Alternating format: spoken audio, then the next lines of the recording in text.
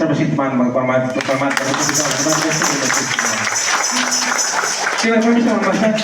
काम बिनाको विश्वास व्यर्थ छ। विश्वास गर्नुहुन्छ काम गर्नुहुन्न, विश्वास तो काम नै तो विश्वास चाहिँ व्यर्थ हो। यदि विश्वास सहित काम गर्नुहुन्छ भने तो फेरि व्यर्थ जाँदैन, खेर जाँदैन। त्यो भनेको अटल रहन्छ, सत्य रहन्छ, साक्षात रहन्छ। त्यही भएर हामी विश्वास छ पिताजी हुनुहुन्छ भनेर हामी विश्वास गर्छौँ अनि हामी उहाँसँग माग्छौँ, पिता मेरो समस्या यो, मेरो समस्या हो, उहाँमा चढाउँछौँ अनि तुरुन्तै परमेश्वरले काममा प्रकट गरेर देखाउनुहुन्छ। विश्वासद्वारा गरेको काम सबै सफल हुन्छ, सत्य काम सबै सफल हुन्छ। यदि हामीले विश्वास गर्दैनौँ भने काम गर्छौँ भने त सफल हुँदै हुँदैन। हुने हो कि नहुने हो, हुन्छ कि हुँदैन, होइन हुन्छ। जब तपाईँ मनदेखि विश्वास गर्नुहुन्छ परमेश्वरले त काम गरेर देखाइसक्नु भएको हुन्छ। सर्वशक्तिमान पितालाई धन्यवाद गर्छु। त्यसैले तिमीहरू देख्छौ कि काम र विश्वासद्वारा मानिसहरू धर्मी ठहरिन्छ।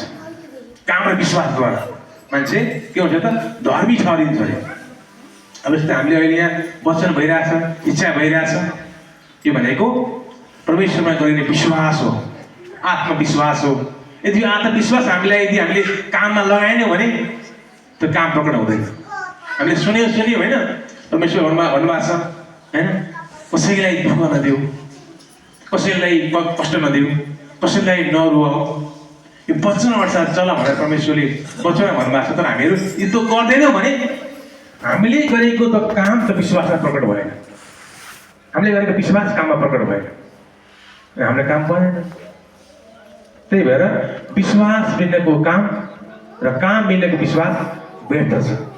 त्यही भएर हामीले विश्वास गर्छौँ, वचन सुन्छौँ र त्यही अनुसार हामी कार्य गर्छौँ भने परमेश्वरले त हामीले सुनेका त्यो वचनहरू, हामीले गरेका कामहरू सबै परमात्माले पुरा गरेर देखाउनुहुन्छ। सर्वशक्तिमान परमेश्वर पितालाई धन्यवाद गर्छु। त्यही भएर परमेश्वर भन्नुहुन्छ शरीर आत्मादेखि अलग हुँदा मरेको हुन्छ, त्यसै गरी विश्वास पनि कामदेखि अलग भयो भने हो मरेको हुन्छ। विश्वास पनि कामदेखि अलग भयो भने मरेको हुन्छ।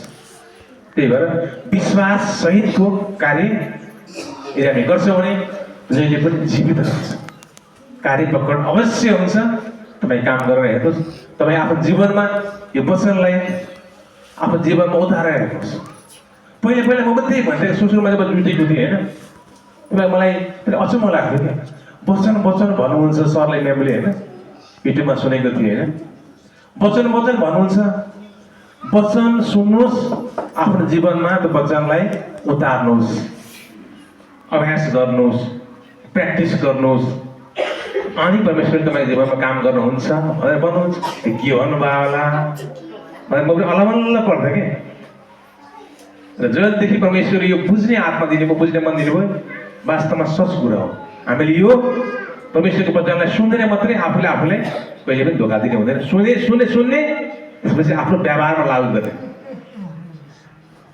त्यो वचन नै हाम्रो जीवनमा काम लाग्ने ठुलो हतियार। वचन हाम्रो लागि के हो त? हतियार हो। त्यो हतियार हामी प्रयोग गर्छौँ भने सबै काम परमेश्वरले गरेर देखाइसक्नु भएको छ। पितालाई धन्यवाद गर्छु।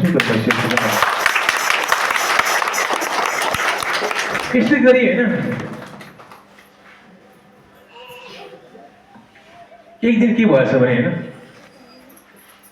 संसारमा कसलाई चाहिँ के अरे सहज रूपमा मर्न मन लाग्छ? कसैलाई मर्न लाग्छ हजुर?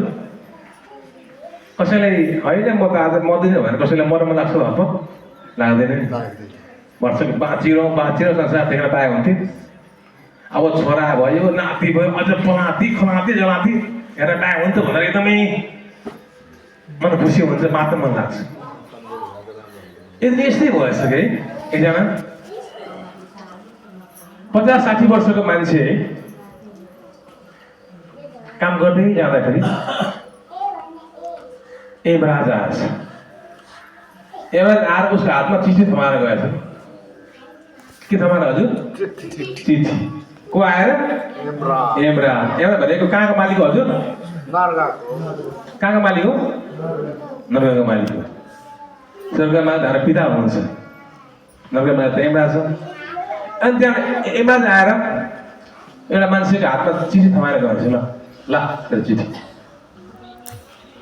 1 महिनामा आउँछु ठिकै भएर बस भनेर हिँडेछ चिठी केमा के लेखेको रहेछ भने के तेरो आयु आजबाट ठ्याक्कै 1 महिनामा तँलाई म लिन आउँछु तेरो मृत्यु चाहिँ 1 महिनामा हुन्छ है ठिक भएर बस कति काम गर्नु पर्ने गरिहाल्यो 1 महिनाभित्रै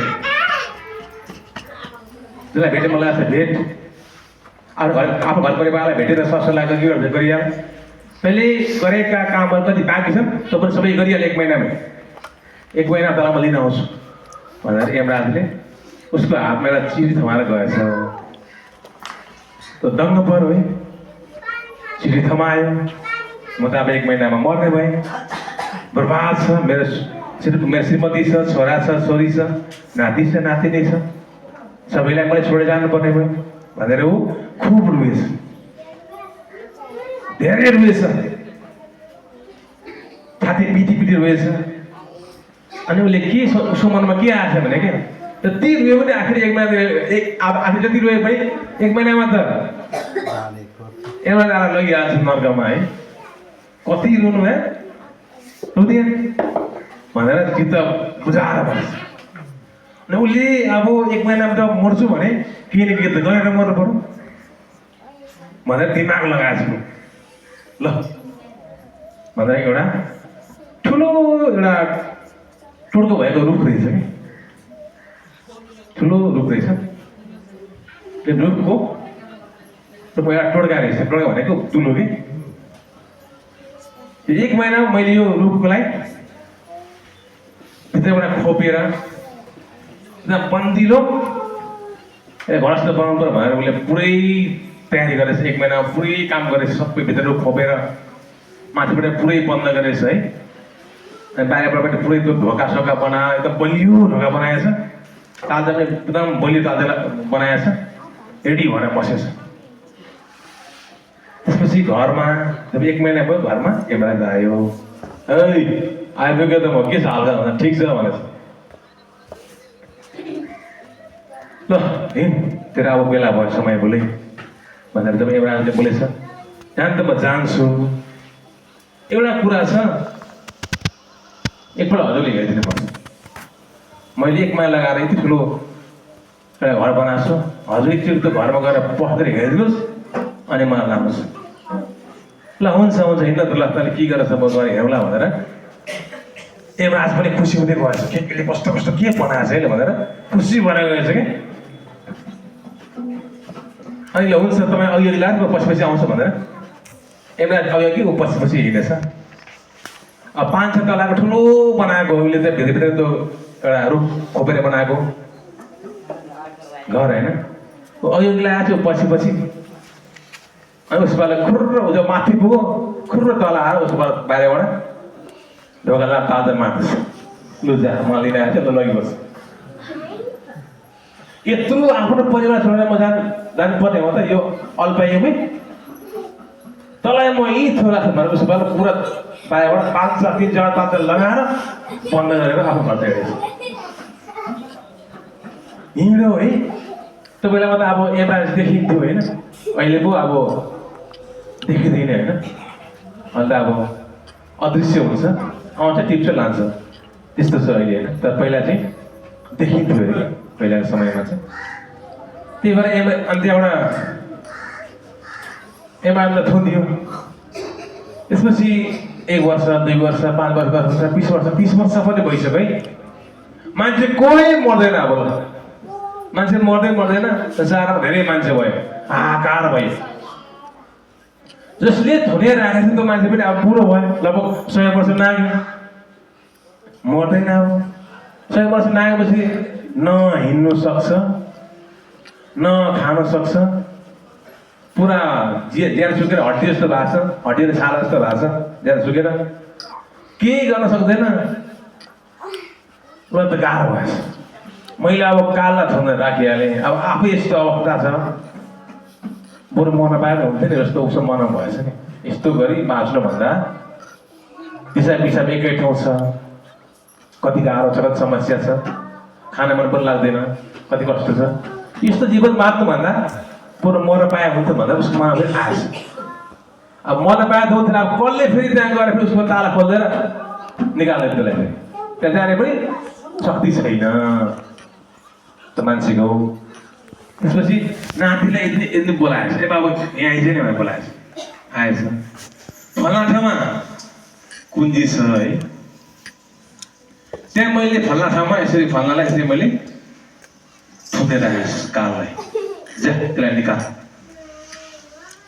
भनेर भनेपछि नातिले है त म जाँदै मलाई कालले डर लाग्छ भनेर नाति पनि डराएछ।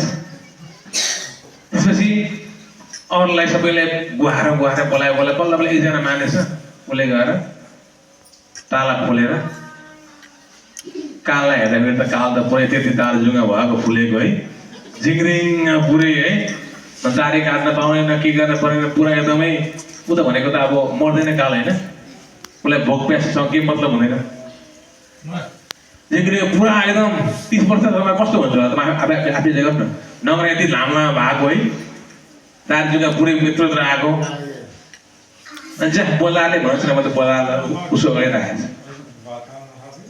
अनि उसले के भनेछ भने हेर काल भाइ मैले धेरै गल्ती गरेँ, वास्तवमा जीवन संसारमा त जो जन्मिन्छ जो जन्मिन्छ नि उसको मृत्यु निश्चित छ, जन्मेपछि एक दिन मर्नै पर्छ, त्यो भनेको ध्रुव सत्य कुरा हो, पट सत्य कुरा हो।